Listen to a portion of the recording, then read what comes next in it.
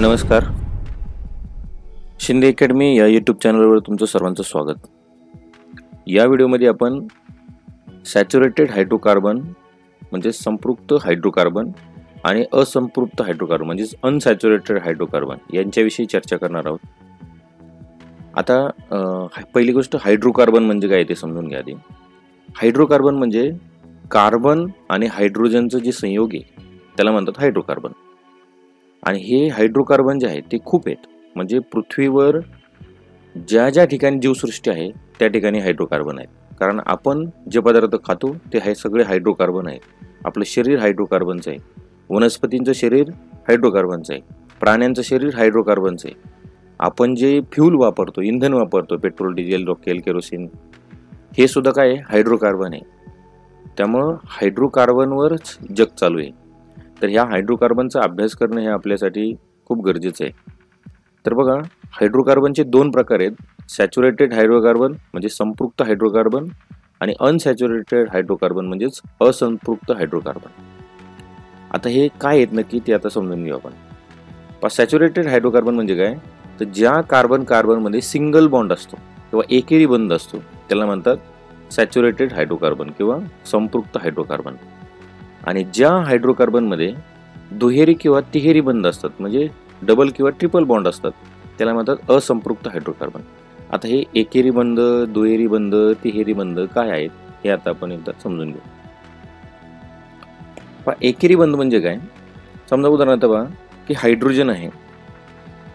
आता हायड्रोजनच्या पहिल्या कक्षेमध्ये एक इलेक्ट्रॉन असतो आणि तीच त्याची शेवटची कक्षा आहे. म्हणजे त्याच्याकडे एकच कक्षा आणि एकच इलेक्ट्रॉन आहे. परंतु नियम असा आहे की पहिल्या कक्षेमध्ये 2 इलेक्ट्रॉन पाहिजे, दुसऱ्या कक्षेमध्ये 8 इलेक्ट्रॉन पाहिजे, तिसऱ्या कक्षेमध्ये 18 इलेक्ट्रॉन पाहिजे, चौथ्या कक्षेमध्ये 32 इलेक्ट्रॉन पाहिजे. पहिल्या कक्षेमध्ये 2 इलेक्ट्रॉन पाहिजेच पाहिजे, दुसऱ्या कक्षेमध्ये 8 इलेक्ट्रॉन पाहिजेच, परंतु तिसऱ्या कक्षेमध्ये 18 इलेक्ट्रॉन आहेत. पूर्ण त्याची कॅपॅसिटी 18 आहे, परंतु कमीत कमी 8 तरी इलेक्ट्रॉन त्याच्यामध्ये पाहिजेत. म्हणजे एखादा पैलवान आहे, तो पहिला 18 भाकरी खात होता, परंतु आता त्यांनी पैलवानकी सोडून दिली, मग त्याला कमीत कमी 8 तरी भाकरी दिल्या पाहिजेत. तर असं नियोजन ते. तर हायड्रोजनकडे एकच कक्षा आहे. मग एक कक्षा आहे म्हटल्यानंतर त्याच्या पहिल्या कक्षेमध्ये 2 इलेक्ट्रॉन पाहिजे. तर एकतर आणि त्याच्यामध्ये असं आहे की तो एक इलेक्ट्रॉन जर त्याने कोणाकडून जर घेतला तर त्याची ही कक्षा पूर्ण भरते. परंतु जर समजा तो दुसऱ्या हायड्रोजनला जर येऊन जॉईन जर झाला तर दुसरा हायड्रोजनकडे पण एकच इलेक्ट्रॉन आहे आणि या ठिकाणी ह्यांनी त्या दोघांची एक एक जो इलेक्ट्रॉन आहे तो जर समजा मध्यभागी जर ठेवले भागीदारीमध्ये किंवा शेअरिंग जर केले तर यामध्ये पहा की ह्या दोघांच्या कक्षेमध्ये हे दोन्ही इलेक्ट्रॉन फिरतात. म्हणजे दोघांची पण कक्षा पूर्ण भरते आणि यालाच म्हणतात कोव्हॅलेंट बॉन्ड किंवा सहसंयोजक बंध. आता यामध्ये हायड्रोजनने एक इलेक्ट्रॉन ठेवलेला आहे आणि दुसऱ्या हायड्रोजनने सुद्धा एकच इलेक्ट्रॉन भागीदारीमध्ये ठेवलेला आहे. तर ह्यांनी एक एक इलेक्ट्रॉन ठेवला म्हणून ह्याला म्हणायचं सिंगल बॉन्ड किंवा एकेरी बंध. आता दुहेरी बंध काय आहे किंवा डबल बॉन्ड काय पहा. यामध्ये पहा एक उदाहरण घेऊ आपण की ऑक्सिजनच्या पहिल्या कक्षेमध्ये असतात 2 इलेक्ट्रॉन आणि दुसऱ्या कक्षेमध्ये असतात 6 इलेक्ट्रॉन. तर याला 2ची गरज आहे.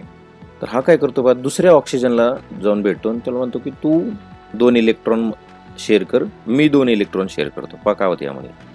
तर याने 2 इलेक्ट्रॉन शेअर केले, मध्यभागी ठेवले आणि दुसऱ्याने सुद्धा 2 इलेक्ट्रॉन मध्यभागी ठेवले. आता पहा मध्यभागी किती इलेक्ट्रॉन झाले? 4. आणि मग यांची उरलेली ह्या इकडच्या ह्या पहिल्या ज्या ऑक्सिजनचा ॲटम जो आहे त्याच्या कक्षेमध्ये उरले 4 आणि मध्यभागीचे 4. असे 4 आणि 4 किती झाले? 8 झाले. सेम इकडं पण तसंच. दुसरा जो ॲटम होता ऑक्सिजन त्याच्या पण शेवटच्या कक्षेमध्ये आता 8 इलेक्ट्रॉन फिरायला लागले. म्हणजे मध्यभागीचे 4 आणि साईडचे 4. तर यामध्ये दोन्ही ऑक्सिजन ॲटम स्टेबल होतात. तर या दोन्ही ॲटमने शेअरिंग किती केलेत इलेक्ट्रॉन? भागीदारीमध्ये किती ठेवलेत? 2-2 इलेक्ट्रॉन ठेवलेत. मग यांनी जर 2 इलेक्ट्रॉन ठेवले असतील तर याला म्हणतात डबल बॉन्ड किंवा दुहेरी बंध. आता तिहेरी बंध म्हणजे काय? तर बघा यामध्ये एक उदाहरण घेऊ आपण की नायट्रोजन आहे. तर नायट्रोजनच्या पहिल्या कक्षेमध्ये असतात 2 इलेक्ट्रॉन आणि दुसऱ्या कक्षेमध्ये असतात 5 इलेक्ट्रॉन. तर हा काय करतो पहा की दुसऱ्या नायट्रोजनला जाऊन भेटतो, त्याला म्हणतो की तू काही मला इलेक्ट्रॉन दे, मी तुला काही इलेक्ट्रॉन देतो. त्यावेळेला आपली कक्षा हे पूर्ण होती. कारण याच्या शेवटच्या कक्षेत 5 इलेक्ट्रॉन आहेत. 5 म्हटल्यानंतर याला 3 इलेक्ट्रॉन घ्यावं लागणार आहेत कोणाकोणतरी. तर हा काय करतो, दुसऱ्या नायट्रोजन ॲटमच्या मध्ये म्हणजे त्यांच्या जोडीमध्ये हे 3 इलेक्ट्रॉन हा ठेवतो आणि दुसरा ॲटम नायट्रोजनचा 3 इलेक्ट्रॉन ठेवतो, म्हणजे मध्यभागी असतात 6 इलेक्ट्रॉन. मग यांच्यामध्ये साईडने किती उरतात, फक्त 2च उरतात, बरोबर ना. आणि मग मध्यभागी 6 इलेक्ट्रॉन आहेत आणि हे साईडचे 2 किती झाले, 8.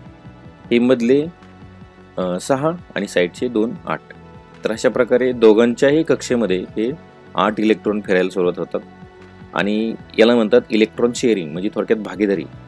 आता ह्या भागीदारीमध्ये नायट्रोजनने 3 इलेक्ट्रॉन ठेवलेले आहेत आणि दुसऱ्या नायट्रोजनने सुद्धा 3 इलेक्ट्रॉन ठेवलेले आहेत. तर शेअरिंग किती केलेत, भागीदारीत किती ठेवलेत, 3 इलेक्ट्रॉन ठेवलेत. यालाच म्हणतात ट्रिपल बॉन्ड. हे हायड्रोकार्बनमध्ये सुद्धा असे सिंगल बॉन्ड, डबल बॉन्ड आणि ट्रिपल बॉन्ड होतात. तर ज्या हायड्रोकार्बनमध्ये सिंगल बॉन्ड आहे त्याला म्हणतात सॅच्युरेटेड हायड्रोकार्बन आणि ज्या हायड्रोकार्बनमध्ये डबल किंवा ट्रिपल बॉन्ड आहेत त्याला म्हणतात अनसॅच्युरेटेड हायड्रोकार्बन. आता हे कसं होतं पहा, हे एकदा पहा. जो कार्बन आहे ना, तर कार्बन अतिशय रिॲक्टिव्ह एलिमेंट आहे.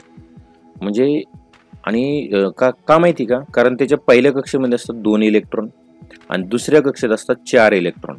तर ह्याला याचा असा विषय आहे की 4 इलेक्ट्रॉन जर ह्याने जर दिले कुणाला, कारण पहिल्या कक्षेमध्ये आपल्याला 2 पाहिजेत, याने जर 4 इलेक्ट्रॉन दिले तर 2 शेवटच्या कक्षेमध्ये राहतील, परंतु 4 जर इलेक्ट्रॉन दिले तर ह्याच्यावर 4 पॉझिटिव्ह चार्ज तयार होईल. का, कारण हा फक्त इलेक्ट्रॉन देणार आहे ना, कारण याच्यामध्ये 6 प्रोटॉन असणार आहेत आणि 6 इलेक्ट्रॉन असणार आहेत, कारण पहिल्या कक्षेतले 2 आणि बाहेरच्या कक्षेतले 4 अशी 6 इलेक्ट्रॉन.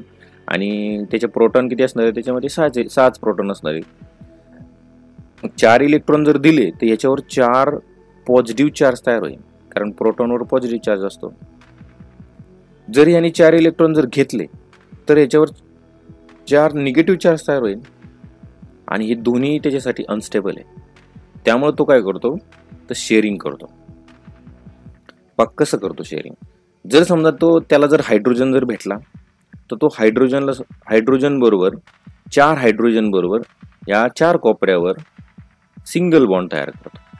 म्हणजे प्रत्येक ॲटमच्या शेजारी हायड्रोजनचा एक ॲटम ठेवला की हायड्रोजन त्या ठिकाणी जॉईंट होतो. दुसऱ्या इलेक्ट्रॉनच्या शेजारी दुसरा हायड्रोजनचा एक ॲटम इलेक्ट्रॉन ठेवला, त्या ठिकाणी तो जॉईंट झाला. असे 4 कोपऱ्यावर जर जॉईंट जर झाले तर या ठिकाणी कार्बन आणि हायड्रोजन हे 5 पण एलिमेंट या ठिकाणी जॉईंट झालेले आहेत आणि हे एक इलेक्ट्रॉन शेअर करून जॉईंट झालेले आहेत. म्हणजे हायड्रोजनने पण 1 इलेक्ट्रॉन शेअर केला, कार्बनने पण त्याच्यासाठी 1 इलेक्ट्रॉन शेअर केलाय. असे 4 पण इलेक्ट्रॉन आपण जर शेअर केले आणि यामध्ये एकच इलेक्ट्रॉन शेअर केलेला आहे, ज्या ठिकाणी 1 इलेक्ट्रॉन शेअर केलेला असतो त्याला म्हणतात सिंगल बॉन्ड. आणि हे जे तुमच्या समोर जे चित्र आहे हे आहे मिथेनचं. आता मिथेन म्हणजे काय, जे आपण कारमध्ये भरतो ना CNG गॅस, तर CNG म्हणजे काय, तर कंप्रेस नॅचरल गॅस आहे. तर हा नॅचरल गॅस म्हणजेच कोणता आहे, हा मिथेन आहे. तर हा एकदम सिंपल हायड्रोकार्बन आहे, कारण एक कार्बन आहे, 4 हायड्रोजन त्याला साईडने जोडलेले आणि हे सिंगल बॉन्डने जोडलेले, एकेरी बंधाने जोडलेले, म्हणून याला म्हणतात सॅच्युरेटेड हायड्रोकार्बन. आता दुसरं आहे पहा की अनसॅच्युरेटेड हायड्रोकार्बन म्हणजे काय, किंवा डबल किंवा ट्रिपल बॉन्ड कसे तयार होतात. हा कार्बन जो आहे दुसऱ्या कार्बन बरोबर 2 इलेक्ट्रॉन शेअर करतो. म्हणजेच पहा कसे, याचे एकूण टोटल 4 इलेक्ट्रॉन आहे शेवटच्या कक्षेमध्ये. मग ह्याने 2 इलेक्ट्रॉन जर शेअर केले तर शेवटी 2च राहतात शिल्लक. तर ह्या दोन्ही कार्बन काय करतात, एकमेकांशी 2 इलेक्ट्रॉन शेअर करतात आणि मग हे उरलेले जे 2 इलेक्ट्रॉन आहेत त्याच्या भोवती हायड्रोजन जोडलेला जातो.